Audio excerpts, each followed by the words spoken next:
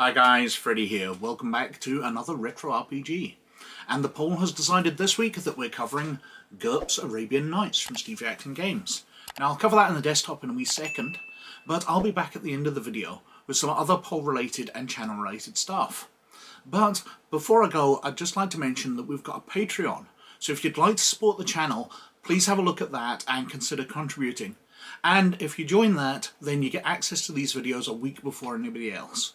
But I'll see you at the end of the video. So, this is GURPS Arabian Nights from Steve Jackson Games, and it came out in 1993. Now, I was gifted this. I never bought this.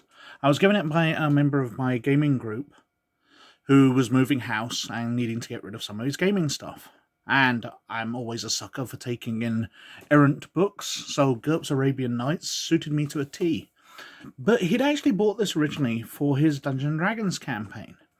See, we'd played a second edition campaign for years and years, set in the Forgotten Realms, and when that came to an end, third edition had come out, and the first third edition campaign that we went on to was actually an Al-Qadim campaign, set in the Arabian section of the Forgotten Realms, or of Toril. And he used this sourcebook along with the Al-Qadim campaign setting to set up an Arabian tone to the game. And it was an absolutely fabulous campaign. It was so good. Just different in tone to the Forgotten Realms. Slightly different, but still fantasy, still a lot of fun. But after he moved house, or when he was moving house, he gifted me this book. So I'm very thankful to him for that. Now, he must have got it roughly when it came out, because if it came out in 1993, tucked into the pages is the Spring 1992 catalogue. So it must have been about the most recent catalogue. But we'll have a look at that later. We'll flick through that at the end. Now, flipping over to the back cover. Open Sesame. Flying carpets and magic lamps, flashing scimitars and scheming viziers. Crusaders, Mongols and Bedouin. Sultans, poets, merchants and the original assassins. All this and more can be found in GURPS Arabian Nights. Play a merchant, mercenary or dervish in the burgeoning Islamic civilization, as the Arabs spread across Persia and Africa to the very gates of Europe. Confront the terrible shape-shifting djinni. Creatures of smokeless fire, battle them for glory and remembrance, and an irresistible black sword. Cast spells that can move mountains and tame fantastic beasts, or use wits and stealth to defeat evil wizards. Voyage like Sinbad, or ride with Marco Polo, in search of Chinese silk, exotic Indian blades, or wild foreign magic. Fight in the Crusades when Christendom sought to free the Holy Lands and Islam felled off the Frankish invasion. Battle alongside brave Mamelukes, Turkish slave soldiers of Egypt. Dream of a rose-red city half as old as time, and then go there and learn what kismet destiny has in store for you. Inside this fascinating book of descriptions of the world of the Arabian Nights, its tumultuous history and religions that define its culture. Character development, beasts of fact and fantasy, outlandish magic, and unique campaign ideas. There are 1001 journeys in GURPS Arabian Nights. Written by Phil Masters. And it does all that. It goes through the Arabian setting and the fiction and fantasy of that.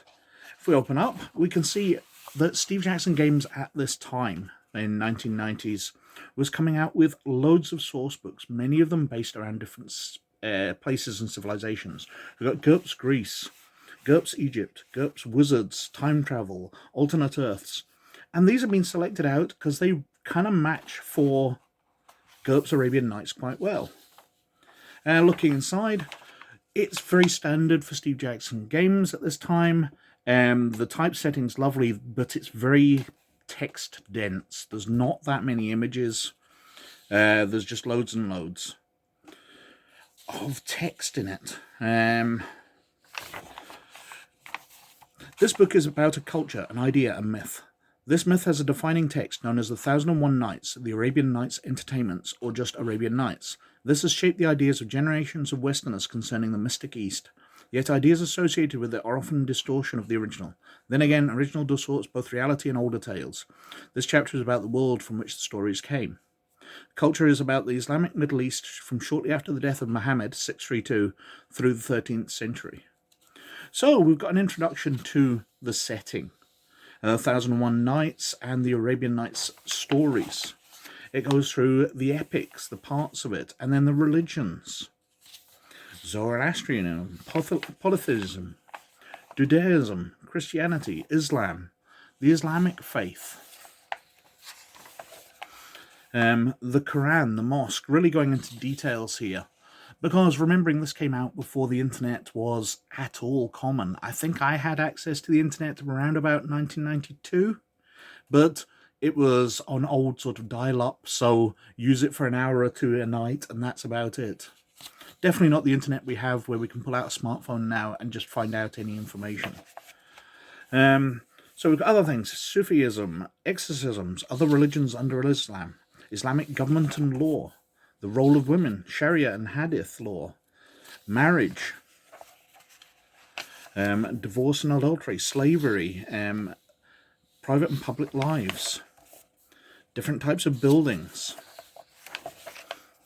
specialized buildings, trading, communications, just so much, just laying down information about a part of the world that most of a Western audience really isn't that familiar with. Perhaps some of us are, but I know it's very, very different to anything I know. We've got the geography, so laying out the climate of the area, the Arabian setting, Persia, views of the world beyond. And then we've got the history of the lands, so the expansion of Islam, the capture of Mecca, the first caliphs. As always with Steve Jackson games, there are numerous sidebars. Virtually every page has a sidebar with just more information. So you read the main text and then you've got cutaways with extra information everywhere. It is very information dense. What do we got here? So we've got the timeline running along the bottom, along with the text which is describing all this. Fatimid Egypt, assassins, the Crusades. So we're talking about Saladin, Richard the Lionheart, and we're on to the Mongols. And then we're coming up to characters, so we're actually getting into the rules sections of it here. Now obviously GURPS is very heavily based around advantages and disadvantages, but this doesn't dwell too heavily on them. Firstly, we've got character types. We've got assassins, beggars, corsairs, dervishes, desert nomads, entertainers, eunuchs, which I somehow don't imagine many guys wanting to play, Franks, Ghazis, Ghulams, huntsmen and falconers, magicians, mercenaries, merchants, nobles, Norsemen, outcasts and outsiders, pilgrims, poets, priests, rogues, sailors, scholars, scientists and alchemists, steppe nomads, sultans, viziers. So there are so much in here. That's what GURPS really does well. It gives you so many choices. And within each of these, it's giving you ideas for advantages, disadvantages, and skills. Also goes through female characters. So, explaining how you would use a female character within that setting and that culture. Psionics, whether they're natural, not a natural part of a high fantasy settings, but you should feel free to prohibit them. However, mystically inclined characters in fictional sources, especially modern stories, are shown using powers that look more like Psi than GURPS magic. Non-human races, PC Djinn. Then we've got the advantages. We've got some new advantages, as well as the ones which were modified from the original rulebook. Then we're on to disadvantages.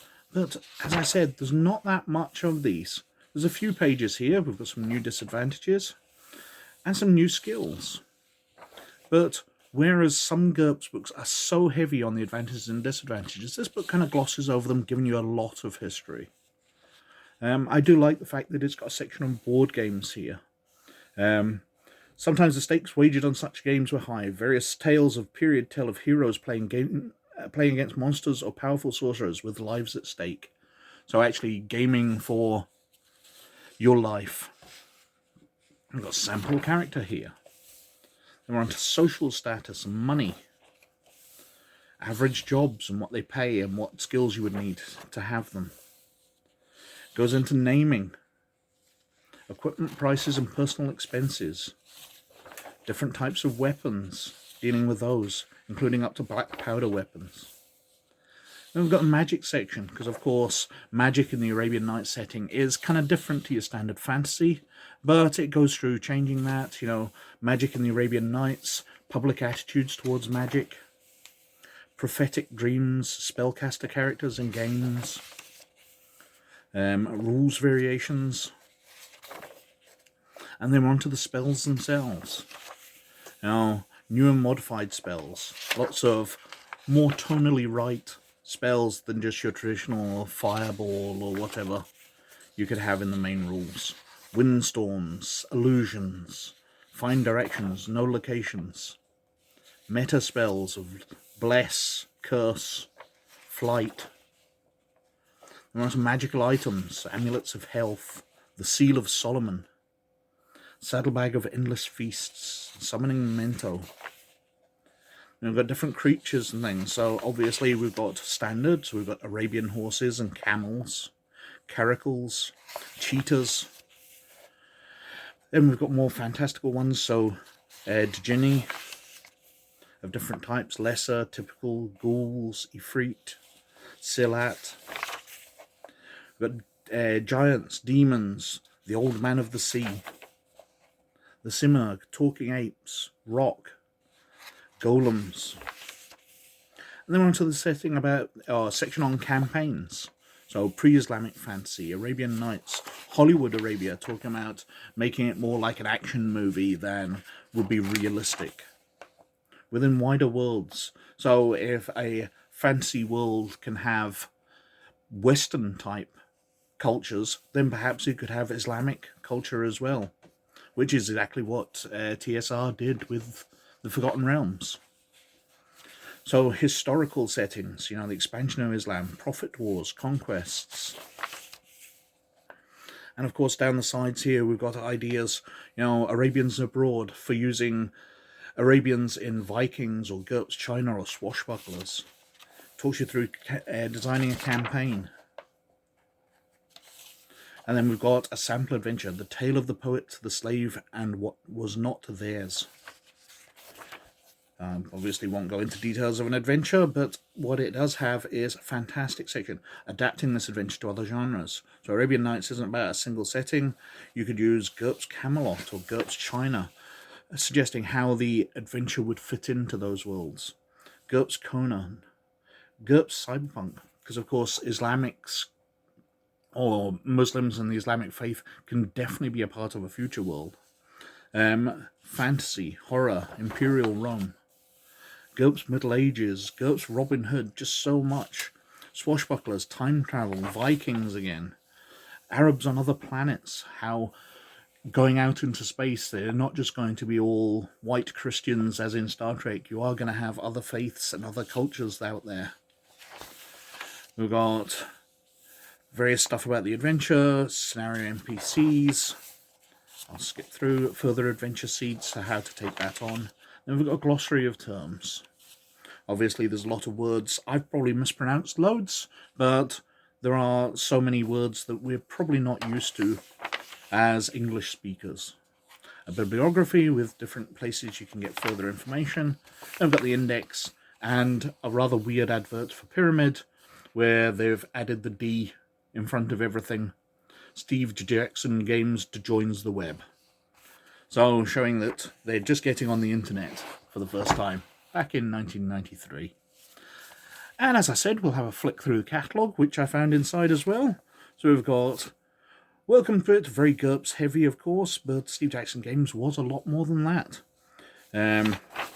Inside we've got GURPS, talking about Magic, Fantasy 2nd Edition, Camelot, Bestiary 2nd Edition, Fantasy Bestiary, Magic Items 2, Cyberpunk, Ultratech, The Prisoner, something I haven't got or ever seen, but I would love to. Horror, Illuminati, Time Travel, Space, 2nd Edition, Pterodyne, Callahan's Crosstime Saloon, Aliens, Uplift, Riverworld, Space Bestiary, Space Atlas 4. Just so much. International Super Teams, Psionics, Wildcards, based on the George R.R. Martin series about people who randomly got superpowers. One of my friends loves that series of books. We've got GURPS Martial Arts, Imperial Rome, Robin Hood, Middle Ages, Vikings, Old West, Swashbucklers, China, Special Ops, Scarlet Pimpernel. Just so much of history covered. Fantastic the way they detailed everything out. Then we've got Illuminati, their Game of Conspiracy. We've got some Car Wars stuff, Car Wars Tanks, Boat Wars, the card game. Autostop and Uncle Albert's Autostop and Gunnery Shop, Catalogue from Hell, Military Vehicle Guide, Arena Book, and then their magazines. So we've got Role Player and we've got Autoduel Quarterly, and a selection of their other games: Hacker, Coup, Starfist, Orbit War, Killer, Awful Green Things from Outer Space, Toon, Universal Tour Guide, Murphy's Rules. And then on the back cover we've got Ogre and GEV. So just so much that Steve Jackson Games had the time, which I would love to cover at some point. So that was GURPS Arabian Nights, and that won the poll with 33%, so a third of people voted for that. Now that kind of surprised me, because although I know GURPS stuff's fairly popular in the polls, I didn't think that Arabian Nights would be. I thought it was obscure enough that perhaps interest would go to, especially to the two games which came second place, Sorcerer and Spycraft. I thought there'd be more interest in those. But nope, Arabian Nights won, so we've covered that. And once again, I'm going with a total fresh sweep. So everything's out and everything's new. Well, there's a couple of returning games. So I put in Heavy Weapons of the World from Twilight 2000. Now, it's a sourcebook which kind of annoys me for Twilight 2000 because it is basically just gun porn. Just page after page of guns. A cool book to have, but I would have liked some more background information in the book. We've got Ramsey Campbell's Goatswood, which is a Call of Cthulhu sourcebook, which covers a more British look at the Cthulhu mythos, some more interesting things, especially to me being British, unique to horror here. I put Fields of Fire, a military sourcebook for Shadowrun 2nd edition.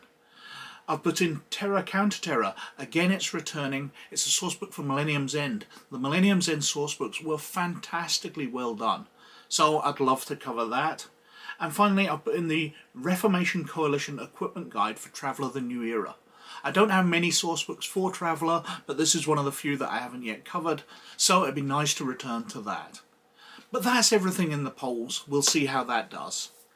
But in other channel-related stuff, I've nothing much this week. I had a big long moan last week, so thank you for listening to that. But this week, I've nothing much. I'm covering some new games in the videos. You'll see me covering trial versions of games that have been put out until we start to get to the new series once we've finished the rules breakdowns. But anyway, as usual, I've whittled on for way too long, so thank you very, very much for watching. But most of all, as always, you look after yourselves. And I'll catch you later. Bye now.